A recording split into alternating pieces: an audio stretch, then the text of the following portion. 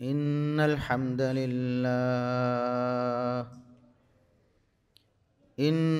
हम्दलिल्लाह नहमदुहु व नस्तईनुहु व नस्तगफिरुह व नऊज़ु बिल्लाहि मिन शुरूरि अनफुसिना व मिन सय्यिआति अअमालिना मन यहदिहिल्लाहु फला मुदिल्ल लहु व मन युद्लिल फला हादिय लहु। अशहदु अल्ला इलाहा इल्लल्लाह वहदहु ला शरीक लह व अशहदु अन्न मुहम्मदन अब्दुहु व रसूलुहु।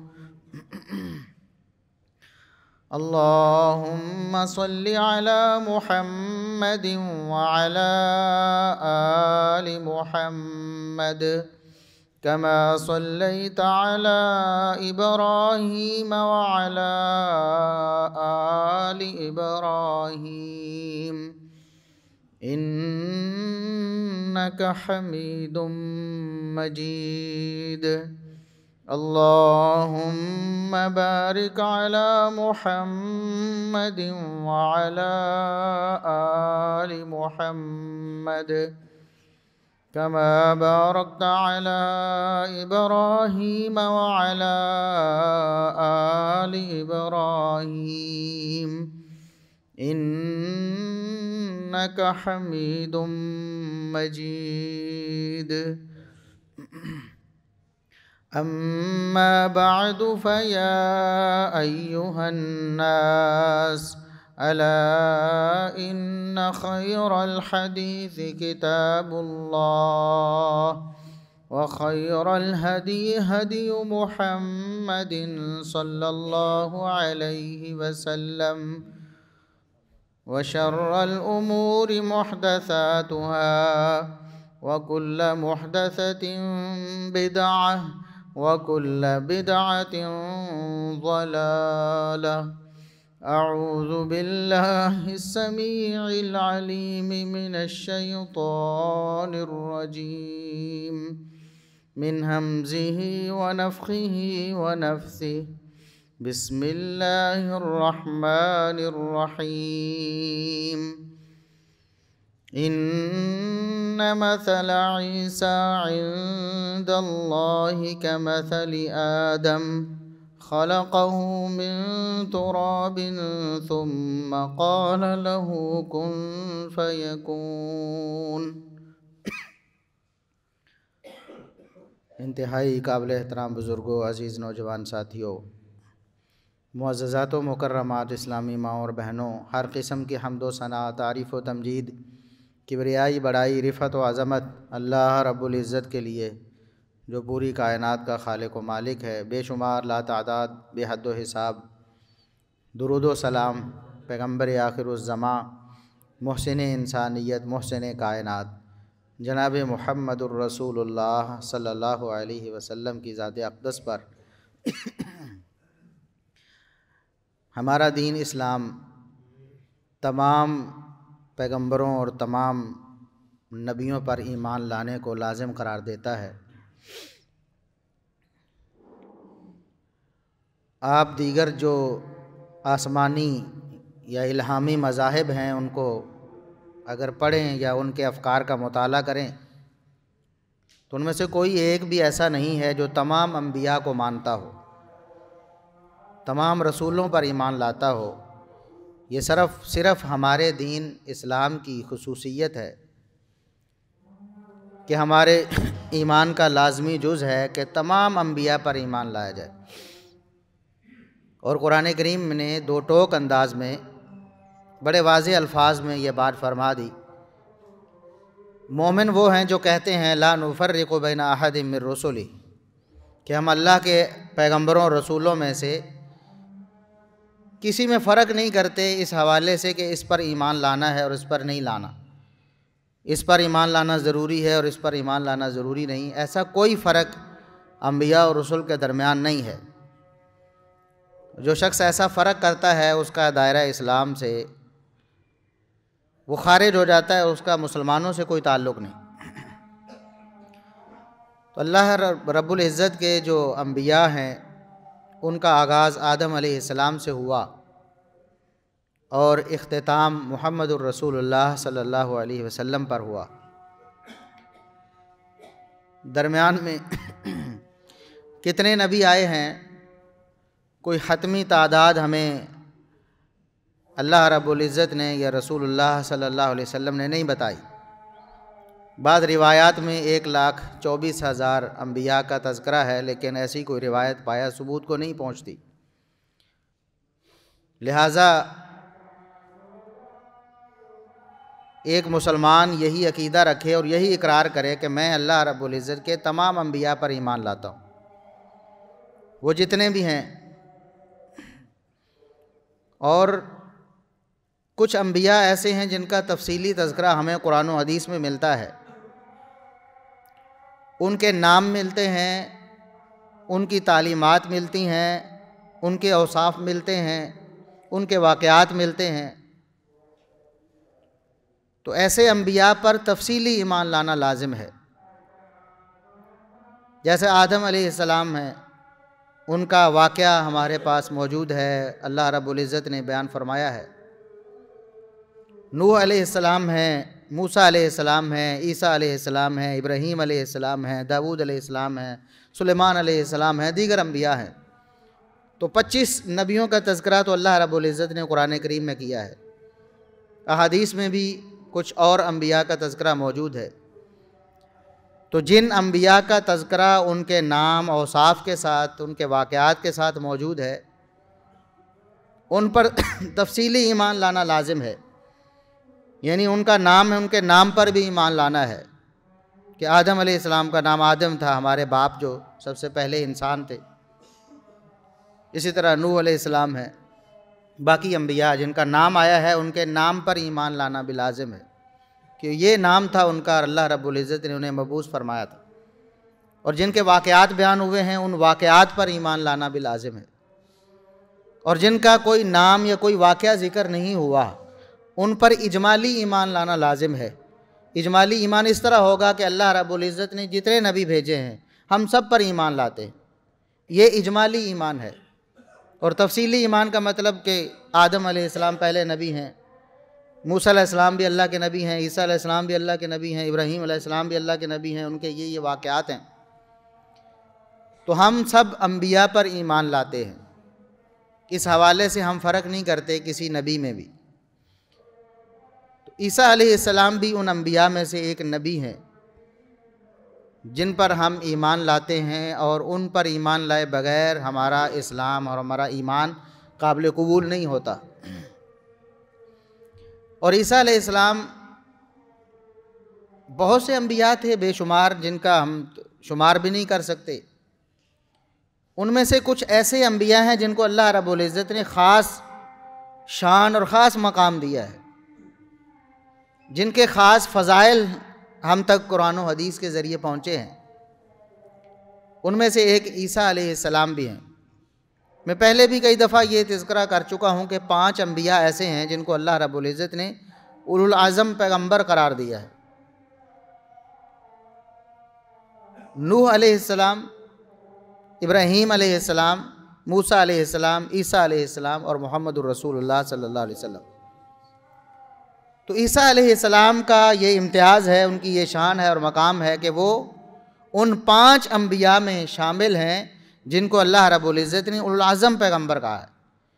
यानी अल्लाह रब्बुल इज़्ज़त की राह में बड़ी इस्तिकामत दिखाने वाले और अल्लाह रब्बुल इज़्ज़त की राह में बहुत कुर्बानियाँ देने वाले। तो ईसा अलैहिस्सलाम इस हवाले से भी एक ख़ास मकाम रखते हैं। इसके अलावा अल्लाह रब्बुल इज़्ज़त ने अपने अम्बिया को मोजज़ात दिए थे। कुछ का तज़किरा अल्लाह रब्बुल इज़्ज़त ने कुरान में किया है, कुछ का तज़किरा हमें अहादीस में मिलता है, और कई एक मोजज़ात ऐसे होंगे जो हमारे इल्म में नहीं हैं। हमें किताब व सुन्नत में जिन मोजज़ात का तज़किरा मिलता है हम सिर्फ़ उन पर ईमान लाते। तो उन मोजज़ात में भी बाज़ अम्बिया जो हैं वो फ़ाइक हैं, यानी ख़ास मकाम रखते हैं। किसी को ज़्यादा मोजज़ात मिले, किसी को कम मोजज़ात मिले। यहाँ ये बात भी मद्देनज़र रखना लाजिम है कि जो मोजज़ात हमें नज़र आते हैं या हम जिनको ज़्यादा अहमियत देते हैं, ज़रूरी नहीं कि उन मोजज़ात के ज़्यादा होने की वजह से मोजज़ात वाले नबी की शान और मकाम बाकियों से ज़्यादा हो। यानी मोजज़ात किसी नबी की शान और मकाम दूसरों से ज़्यादा बयान करने के लिए नहीं होते, ये उस नबी की हक़ानियत के लिए, उस नबी की सदाकत को लोगों के सामने साबित करने के लिए और जो जुटलाने वाले हैं उनको दावत फ़िक्र देने के लिए अल्लाह रब्बुल इज़्ज़त मोजज़ात अता फ़रमाता है। बाज़ लोग अंबिया के मोजज़ात को सामने रख कर उनका मकाम तय करने की कोशिश करते हैं। एक तो हमारा जो सोचने समझने का अंदाज़ है, ज़रूरी नहीं कि वो दुरुस्त हो, कि हम जिस मोजज़े को सबसे बड़ा समझ रहे हैं ज़रूरी नहीं कि हकीकत में वो सबसे बड़ा हो। मिसाल के तौर पर कुरान करीम एक ऐसा मोजज़ा है, ये अल्लाह रब्बुल इज़्ज़त की तरफ से एक ख़ास ऐसी निशानी है, क़यामत तक के लोगों को चैलेंज दे दिया गया। पूरा कुरान नहीं ला सकते, कोई बात नहीं, 10 सूरतें ले आओ। 10 सूरतें नहीं ला सकते, एक सूरत ले आओ जो कुरान करीम का मुकाबला करती हो फसाहत व बलागत में, उसलूब में, बयान में, ले आओ। 1400 साल से ज़्यादा अरसा गुजर चुका है इस चैलेंज को, और बज़ाहिर देखने में कितना आसान है कि अरबी ज़ुबान में कुरान नाजिल हुआ, जो उस वक़्त भी लोग उस ज़ुबान को बोलते थे, आज भी बोलते हैं और क़यामत तक बोलते रहेंगे, समझते रहेंगे, सुनते रहेंगे, सीखते रहेंगे, पढ़ते पढ़ाते रहेंगे। और बड़े बड़े शुअरा उदबा उस वक़्त भी मौजूद थे अरबी ज़ुबान में, जो लोगों को हैरान कर देते थे। ऐसी नसर, ऐसे जुमले कहते या ऐसे अशार कहते कि लोग अश अश कर उठते थे। इसके बावजूद कुरान करीम की कोई एक आयत भी, उसका मुकाबला आज तक कोई नहीं कर सका है। उसके मुकाबले में अपनी कोई तख्लीक सामने नहीं ला सका है। कितना बड़ा मोजज़ा है, बज़ाहिर देखने में बिल्कुल आसान लगता है। लोगों ने कोशिशें भी की हैं, लोग करते रहते हैं कोशिश, लेकिन आज तक कामयाब नहीं हो सके, न क़यामत तक कामयाब हो सकेंगे। तो यूँ ये जो कुरान करीम है ये ऐसा मोजज़ा है कि इसने पूरी दुनिया को आजिज़ कर दिया है। फिर कुरान करीम में जो उलूम हैं, जो हक़ाइक़ हैं, कुरान करीम में अल्लाह रब्बुल इज़्ज़त ने कायनात के बारे में जो कुछ बयान किया है, आज तक साइंसदान उन हक़ाइक़ को दरियाफ़्त कर रहे हैं, और बहुत से ऐसे हक़ाइक़ हैं जिनको आज तक दरियाफ़्त नहीं कर सकते। और रोज़ बरोज़ साइंसदानों को और दीगर जो माहिरीन हैं उनको कुरान करीम से ऐसे ऐसे हक़ाइक़ मिलते हैं कि वो उनकी अकल हैरान हो जाती है। कितने साइंसदान ऐसे हैं जो कुरान करीम की आयात को पढ़कर मुसलमान हो। ये उसकी हक़ानियत और कुरान करीम के मोजज़ा होने की बहुत बड़ी दलील है। तो ज़रूरी नहीं कि अगर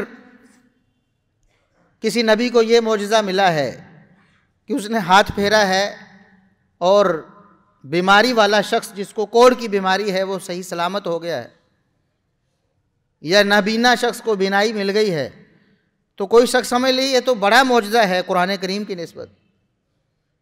तो हर शख्स की अकल जो है ज़रूरी नहीं कि वो दुरुस्त समझती और सोचती हो।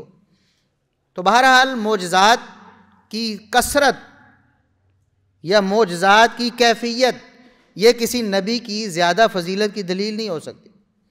मुख्तलिफ़ अंबिया को मुख्तलिफ़ मोजज़ात अल्लाह रब्बुल इज़्ज़त ने अता फ़रमाए।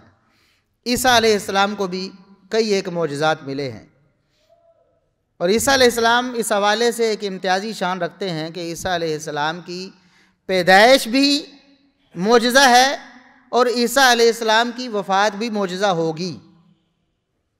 अभी फ़ौत नहीं हुए, ये मुसलमानों का अक़ीदा है, इस पर मैं आगे बात करता हूँ। ईसा अलैहिस्सलाम की पैदाइश कैसे मोजज़ा है? पहले तो ये समझें मोजज़ा कहते किसको हैं। मोजज़ा अरबी ज़ुबान का लफ्ज़ है जिसका माना है ऐसी चीज़ जो लोगों की अकल को हैरान कर दे या लोगों की कुव्वत को बेबस कर दे। लोगों को आजिज़ करके रख दे। इसको कहते हैं मोजज़ा। यानी आम रूटीन में इंसान कोशिश और मेहनत करके ऐसा काम नहीं कर सकते, लेकिन अल्लाह रब्बुल इज़्ज़त अपने करम और फजल से किसी नबी के हाथ पे उसको ज़ाहिर कर देता है या वो नबी की ज़ात के साथ उसको मुंसलिक कर देता है, तो उसको मोजज़ा कहते हैं। जैसे ईसा अलैहिस्सलाम की पैदाइश बग़ैर बाप के हुई, और यह कुरान करीम ने बयान किया, इन्ना मसल ईसा इंदल्लाहि कमसल आदम। अल्लाह रब्बुल इज़्ज़त के यहाँ ईसा अलैहिस्सलाम की मिसाल आदम अलैहिस्सलाम की तरह है। आदम अलैहिस्सलाम की पैदाइश भी बग़ैर बाप के हुई, ईसा अलैहिस्सलाम की पैदाइश भी बग़ैर बाप की हुई। और ये याद रखें कि इस्लाम ही वो मज़हब है, वो दीन है जो अंबिया को उनका असल मकाम देता है। वरना जो ईसा अलैहिस्सलाम के नाम पे मज़हब बना के बैठे हैं, उन्होंने भी ईसा अलैहिस्सलाम की ये शान और उनका ये मकाम तस्लीम नहीं किया। यहूदी भी और नसरानी भी कई ऐसे हैं। यहूदी तो सारे ये कहते हैं कि ईसा अलैहिस्सलाम बग़ैर बाप के पैदा नहीं हुए, और ईसाइयों ने भी ये कहा, नऊज़ुबिल्लाह, किसी का नाम लेकर के उनके वालिद तो फलां थे। तो ईसा अलैहिस्सलाम बग़ैर बाप के पैदा हुए, और कुरान ने सराहतन इसका तज़किरा फरमाया कि उनकी वालिदा मरियम अलैहिस्सलाम, उनको अल्लाह रब्बुल इज़्ज़त ने बग़ैर शादी के, बग़ैर किसी मर्द से ताल्लुक़ात के ईसा अलैहिस्सलाम जैसा बेटा अता फरमाया। और वो पूरा तज़किरा सूरह मरियम में मौजूद है, आप पढ़ सकते हैं। पूरा तज़किरा मौजूद है, पूरा वाक़या मौजूद है कि अल्लाह रब्बुल इज़्ज़त का फ़रिश्ता आता है और मरियम अलैहिस्सलाम को ये बशारत देता है कि आपको अल्लाह रब्बुल इज़्ज़त बेटा देने वाला। और वो आगे से परेशान होकर, हैरान होकर सवाल करती है, ये कैसे हो सकता है? मैं तो आज तक ना मेरी शादी हुई है, ना किसी मर्द के साथ मैंने कभी कोई ताल्लुक़ किया है, किसी मर्द ने आज तक मुझे छुआ तक नहीं। लम यमससनी बशरुन वलम अकु बगिया। और बड़ी परेशानी यह है कि लोग क्या कहेंगे। ऐसा होता ही नहीं है, ऐसा मुमकिन ही नहीं है। इसी को तो मोजज़ा कहते हैं, जो आम हालात में मुमकिन ही नहीं होता। इस परेशानी की वजह से सवाल करती हैं कि ना मैं शादीशुदा हूँ और ना मैं अल्लाह रब्बुल इज़्ज़त की हुदूद को पामाल करने वाली हूँ, फिर मुझे बच्चा कैसे हो? तो अल्लाह के फरिश्ते ने कहा कि ये तो अल्लाह रब्बुल इज़्ज़त का फ़ैसला है और अल्लाह रब्बुल इज़्ज़त का काम है। अल्लाह रब्बुल इज़्ज़त के लिए ये कोई मुश्किल नहीं है, अल्लाह के लिए कोई मुश्किल नहीं है। और जब बच्चा पैदा हुआ, उस वक़्त भी कौम ने जब कहा कि मरियम, ये बच्चा कहाँ से आ गया है? आपका तो ख़ानदान इतना अच्छा और इतना आला ख़ानदान है, ये आपने क्या कर दिया है? उस वक़्त अल्लाह रब्बुल इज़्ज़त ने एक और मौजज़ा अता फरमाया ईसा अलैहिस्सलाम को। यह भी मौजज़ा है, बग़ैर बाप के पैदा होना भी मौजज़ा, और पैदा होते ही बोलना। कुरान करीम में ज़िक्र मौजूद है, क़ाला इन्नी अब्दुल्लाह, मैं अल्लाह का बंदा हूँ। आतानी अल किताब वजअलनी नबिय्या, अल्लाह रब्बुल इज़्ज़त मुझे किताब भी देने वाला है और नबी बनाने वाला है। ये अल्लाह रब्बुल इज़्ज़त ने ये अल्फाज ईसा अलैहिस्सलाम के पैदाइश के फौरी बाद लोगों को सुनाने के लिए बतौर मौजज़ा उनकी ज़ुबान से निकलवाए। ये भी ईसा अलैहिस्सलाम का मौजज़ा है। और फिर ईसा अलैहिस्सलाम जब बड़े होते हैं, परवरिश पाते हैं, तो अल्लाह रब्बुल इज़्ज़त उनको मबूस फरमाता है बनी इसराइल की हिदायत के लिए। तो ये भी याद रखें कि ईसा अलैहिस्सलाम की जो नबूवत है वो ख़ास लोगों के लिए थी, बनी इसराइल, और इसका तज़किरा उन पर नाजिल होने वाली किताब इंजील में भी मौजूद है। इंजील में अल्लाह रब्बुल इज़्ज़त ने जो नाजिल फरमाई थी उसमें भी ये तज़किरा मौजूद है। और अब तो ईसाइयों ने बहुत सारी तहरीफ़ कर दी है ईसा अलैहिस्सलाम पर नाजिल होने वाली किताब, उस पर हम ईमान रखते हैं। जिस तरह कुरान पर ईमान रखना हमारा ईमान और लाजमी जुज़ है, इसी तरह तौरात, इंजील और दीगर जो सहाइफ और किताबें अल्लाह रब्बुल इज़्ज़त ने नाज़िल फरमाई हैं, उन पर ईमान रखना भी हमारा लाजमी अकीदा है। तो हम ये ईमान रखते हैं कि इंजील अल्लाह की किताब है, अल्लाह ने नाज़िल फरमाई थी, लेकिन ये भी हमें कुरान ने बताया है।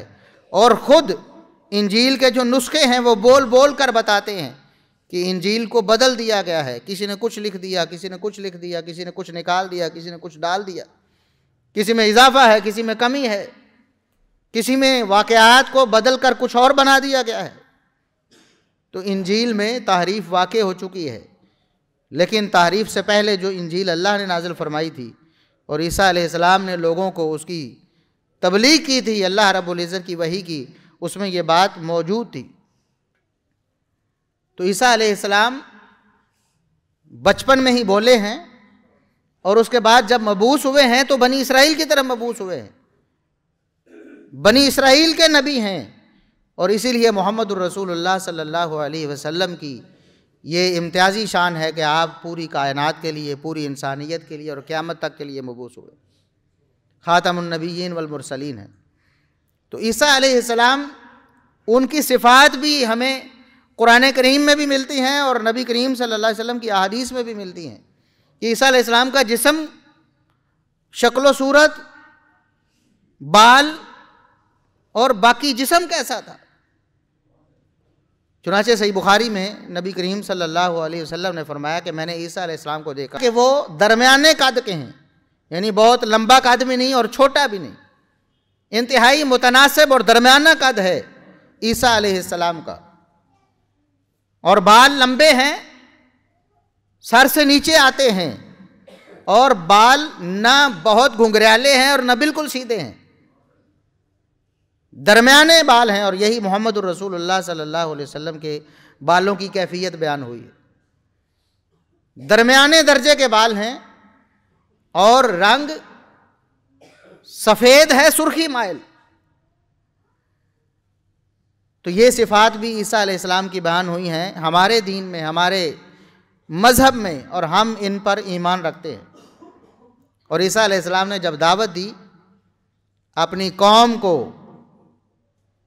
उस दावत में मोहम्मदुर रसूलुल्लाह सल्लल्लाहु अलैहि वसल्लम की आमद की पेशगोई मौजूद थी। ये हमें कुरान में भी बताया गया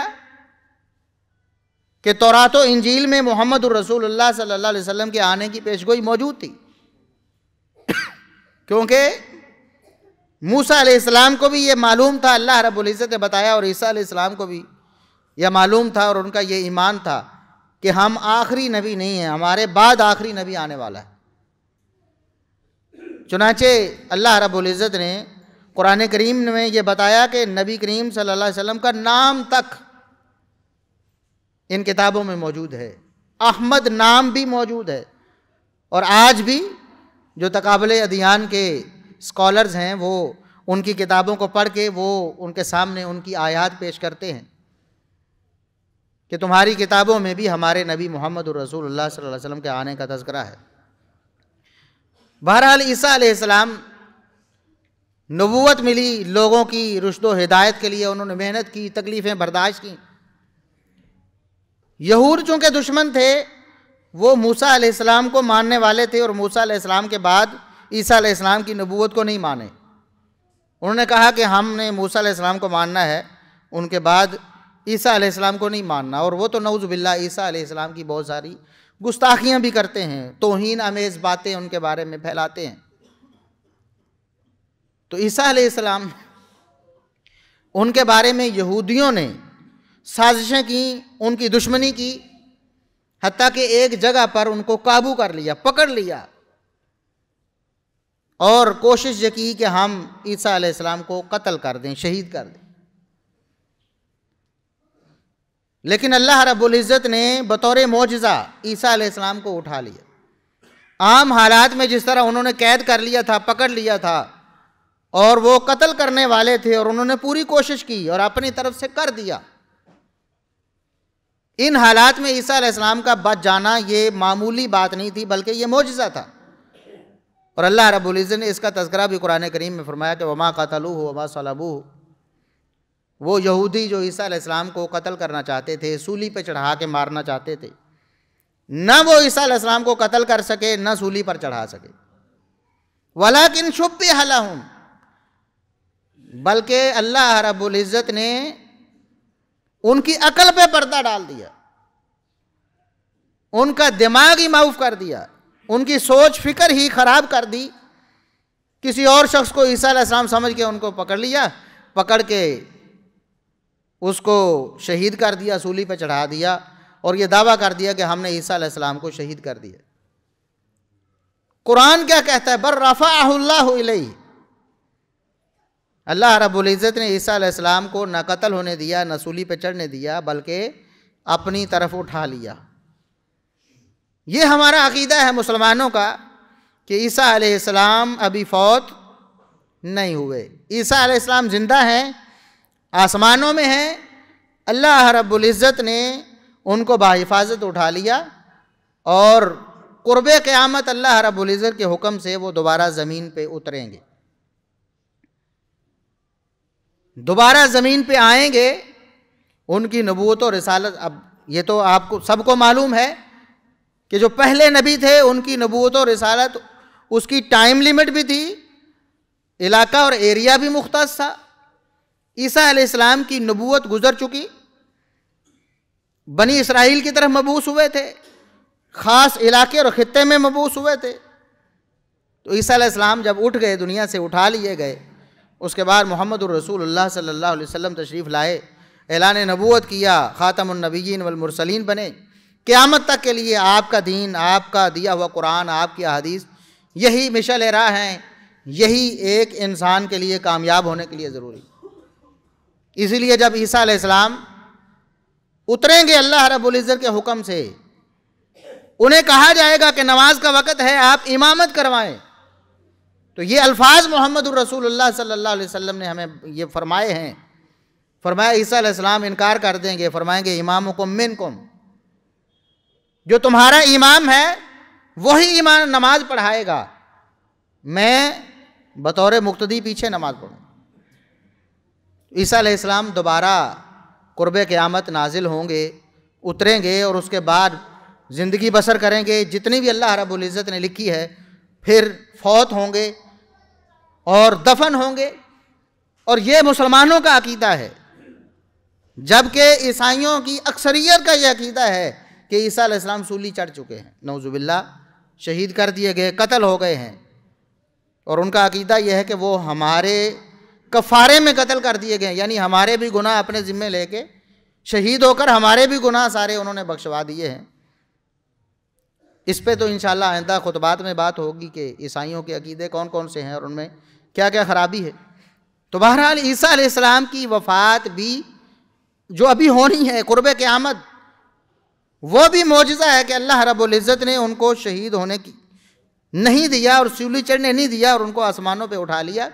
और कुर्बे क़यामत अल्लाह रब्बुल इज़्ज़त दोबारा उन्हें नाजिल करेंगे। और ये अहादीस मुतवातिर है, कुरान की आयत भी है कि अल्लाह ने उठा लिया, और मुतवातिर अहादीस हैं कि अल्लाह ने उठा लिया और कुर्बे क़यामत अल्लाह रब्बुल इज़्ज़त उन्हें नाजिल करेंगे। और ये अकीदा सिर्फ अहादीस में नहीं, कुरान में भी है, कुरान में भी है। अल्लाह रब्बुल इज़्ज़त ने ईसा अलैहिस्सलाम को कुर्बे क़यामत की निशानी बताया है, फरमाया कि वो क़यामत की निशानी है। क़यामत की निशानी कैसे हैं? उनके बाद तो मोहम्मदुर रसूलुल्लाह सल्लल्लाहु अलैहि वसल्लम आए हैं, फिर इतना अरसा गुजरा है, फिर वो क़यामत की निशानी। व इन्नहु लइल्मुल लिस्साअह, ईसा अलैहिस्सलाम क़यामत की निशानी है, यानी कुर्बे क़यामत उन्होंने नाजिल होना। तो ईसा अलैहिस्सलाम जब दोबारा उतरेंगे तो फिर भी उनके जो काम हैं अल्लाह रब्बुल इज़्ज़त ने बयान किए हैं कि वो क्या करेंगे। ईसा अलैहिस्सलाम हकम अदल बनकर नाजिल होंगे, यानी आदिल हुक्मरान होंगे, दुनिया पे हुकूमत करेंगे, अदलो इंसाफ से अल्लाह की ज़मीन लबरेज हो जाएगी और अदलो इंसाफ की बरकत से दुनिया से गुर्बत ख़त्म हो जाएगी, दुनिया से गुर्बत ख़त्म हो जाएगी। सदका व खैरात करने वाले लोग अपना सदका व खैरात पकड़ के ढूंढेंगे कि दुनिया में हमें कोई मिले जिसको हम सदका व खैरात दें, लेकिन कोई सदका व खैरात कबूल करने वाला नहीं मिलेगा। हर शख्स कहेगा कि मेरे पास अल्लाह का बहुत फजल है, मैंने मालो दौलत, मेरे पास तो खुद ढेर लगे हुए हैं, मैंने क्या करना। ये ईसा अलैहिस्सलाम की आमद और दुनिया में उनके अदल इंसाफ कायम करने की वजह से ऐसा हो। सलीब को तोड़ देंगे ईसा अलैहिस्सलाम। ये सलीब का निशान आप देखते हैं, ये हर ईसाई का अकीदा, अपनी गर्दन में सलीस को लटकाया होता है ऐसे और ऐसे। उसका क्या मतलब है? ईसा अलैहिस्सलाम सूली पे लटका के कत्ल कर दिए गए। जबकि हमारा मुसलमानों का अकीदा है कि अल्लाह ने उन्हें यह शर्फ बख्शा है, अल्लाह रब्बुल इज़्ज़त ने खुसूसी रहमत से उनको कत्ल होने से और सलीब पे चढ़ने से बचाकर आसमानों पे उठा लिया। तो ईसा अलैहिस्सलाम सलीब को तोड़ देंगे।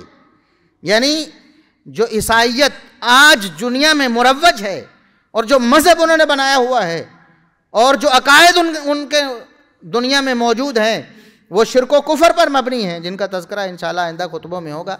ईसा अलैहिस्सलाम ऐसे सारे अकायद को यकसर ख़त्म कर, सलीब का नामो निशान दुनिया से, यानी नसरानियत और ईसाइयत नामी मज़हब जो है दुनिया से ख़त्म हो जाएगा, सिर्फ़ और सिर्फ इस्लाम बाकी रहेगा। वैसे तो ईसा अलैहिस्सलाम से निस्बत है ना, ईसाइयत का मतलब ईसा अलैहिस्सलाम से मुनसलिक या उनसे उनकी तरफ मंसूब एक काम या एक मज़हब या फ़िक्र। वैसे तो ईसा अलैहिस्सलाम के जितने हम मानने वाले हैं उतने तो खुद ईसाई भी नहीं मानने वाले। अगर नाम की बात हो, नाम टाइटल की बात हो, तो फिर ये टाइटल उन लोगों के लिए हकीकतन नहीं है। ईसा अलैहिस्सलाम की शान और मकाम हम मानने वाले, उनकी तालीमात हत्ता के हम मानने वाले। शिरक की नफ़ी की उन्होंने। अल्लाह रब्बुल इज़्ज़त ने कुरान में बयान फरमाया, क़यामत का दिन होगा, अल्लाह रब्बुल इज़्ज़त पूछेंगे, वइज़ क़ालल्लाहु या ईसा, अल्लाह रब्बुल इज़्ज़त ईसा अलैहिस्सलाम से पूछेंगे, आ अंता क़ुल्त लिन्नास इत्तख़िज़ूनी व उम्मिया इलाहैनि मिन दूनिल्लाह। ईसा, क्या आपने लोगों से ये कहा था कि मुझे और मेरी माँ मरियम को माबूद बना लो? आपने ये कहा था। ईसा अलैहिस्सलाम अल्लाह रब्बुल इज़्ज़त के दरबार में अर्ज़ करेंगे, या अल्लाह, जब तक मैं दुनिया में मौजूद था, इनके पास मौजूद था, मैं इन्हें मना करता रहा, मैंने कभी अपनी या अपनी वालिदा की इबादत की दावत इन्हें नहीं दी। मैंने नहीं कहा मुझे मुश्किल कुशा मानो, मुझे हाजत रवा मानो, मेरी इबादत करो, मुझे फरियादें करो, मैंने कभी नहीं कहा। तू गवाह है, तुझे सारा इल्म है, मैंने अपनी जिंदगी में एक लफ्ज भी ऐसा नहीं कहा, बल्कि मैं हमेशा सबको पूरी कायनात की इबादत से निकाल कर अल्लाह रब्बुल इज़्ज़त, या अल्लाह तेरी इबादत की तरफ राग़िब करता रहा। और जब मुझे तूने उठा लिया, या फिर कुर्बे क़यामत जब मैं दुनिया से चला गया, उसके बाद क्या हुआ अब ज़ाहिर है मुझे तो नहीं मालूम कि ये लोग क्या करते रहे। बिल्कुल ऐसे ही जैसे मोहम्मदुर रसूलुल्लाह सल्लल्लाहु अलैहि वसल्लम को अल्लाह रब्बुल इज़्ज़त हौज़े कौसर पे फरमाएंगे। जब रोक लिया जाएगा कुछ लोगों को, तो नबी करीम सल्लल्लाहु अलैहि वसल्लम अल्लाह से अर्ज़ करेंगे, या अल्लाह, इन्हें क्यों रोक लिए? तो मेरे उम्मती लगते हैं, वुज़ू के आज़ाद उनके चमक रहे हैं, मेरा कलमा पढ़ने वाले हैं। तो अल्लाह रब्बुल इज़्ज़त फरमाए, इन्नका ला तदरी मा अहदसू बादक, ए नबी, दुनिया से जाने के बाद आपको नहीं पता कि ये क्या करते रहे। इसी तरह ईसा अलैहिस्सलाम खुद इकरार करेंगे कि जब मुझे तूने उठा लिया था, उसके बाद मुझे क्या पता कि ये क्या करते रहे। तो ईसा अलैहिस्सलाम भी क़यामत के दिन इन लोगों के ख़िलाफ़ अल्लाह रब्बुल इज़्ज़त के यहाँ गवाही देंगे कि इनके अकीदे से, इनकी फ़िक्र से, इनके मज़हब से मुझे कोई ताल्लुक़ नहीं, ना मेरी ये दावत थी, ना मेरी ये ख्वाहिश थी। तो ईसा अलैहिस्सलाम हमारे नज़दीक एक उलुल अज़म पैगम्बर हैं, एक ख़ास शान और मकाम वाले नबी हैं, और अल्लाह रब्बुल इज़्ज़त ने जो मोजज़ात उनको दिए हम उनको तस्लीम करते हैं। मुर्दों को ज़िंदा करने का मोजज़ा ईसा अलैहिस्सलाम को अल्लाह रब्बुल इज़्ज़त ने दिया। अल्लाह के हुक्म से कहते कि खड़े हो जाओ, मुर्दा ज़िंदा हो जाता था। हम इसको तस्लीम करते हैं और मानते हैं, ये ईसा अलैहिस्सलाम की शान है और मकाम है। लेकिन वही ईसा दुनिया में ये तबलीग करके गए हैं कि मेरे बाद आने वाला आखिरी नबी और रसूल है, तुम सब ने उसकी नबूवत और रिसालत को मानना है जो भी उस वक्त मौजूद हुआ। और वही ईसा हैं जो जब क़यामत के नज़दीक नाजिल होंगे उस वक़्त भी मोहम्मदुर रसूलुल्लाह सल्लल्लाहु अलैहि वसल्लम की रिसालत की गवाही देंगे और आपके दीन पर अमल पैरा होंगे और अल्लाह रब्बुल इज़्ज़त के अदल और इंसाफ को दुनिया में कायम करेंगे। तो ईसा अलैहिस्सलाम के बारे में बहुत सारी गलत फ़हमियाँ, बहुत सारे गलत नज़रिए, बहुत सारी गलत फ़िक्र जो है लोगों में राइज हुई है। ज़माना जैसे जैसे गुज़रा उन खुराफात में और उन बिदात में इजाफ़ा होता रहा, लोगों ने अपनी तरफ से इजाफे किए। ईसा अलैहिस्सलाम की मौजूदगी में लोगों का वो अकीदा नहीं था जो दुनिया उनके आसमानों पे उठाए जाने के बाद लोगों ने बना ली, और फिर जो करीब ज़माने में अकीदा था बाद में और बिगड़ा, बाद में और बिगड़ा, और आज तक बिगड़ता चला जा रहा है। यानी ईसाइयत के नाम से जो मज़हब है ये हमेशा से एक जैसा नहीं है, उसमें तब्दीलियाँ आ रही हैं। लोग उसमें ऐसी कतर बेमत कर रहे हैं और ऐसी उसमें अटकल पच्चू लगा रहे हैं कि उन्होंने एक इल्हामी मज़हब को उनकी उसकी शक्ल बिगाड़ कर इंतहाई नामाकूल शक्ल बना दी उसकी। और आप देखेंगे उनके नज़रियात और अफ़कार इंशाअल्लाह आइंदा खुतबों में बयान करूँगा। अल्लाह से दुआ है कि अल्लाह रब्बुल इज़्ज़त हमें तमाम अंबिया पर ईमान लाने और उनकी तालीमात पर अमल करने की तौफ़ीक़ अता फ़रमाए। व आखिरु दावाना अनिल हम्दुलिल्लाहि रब्बिल आलमीन।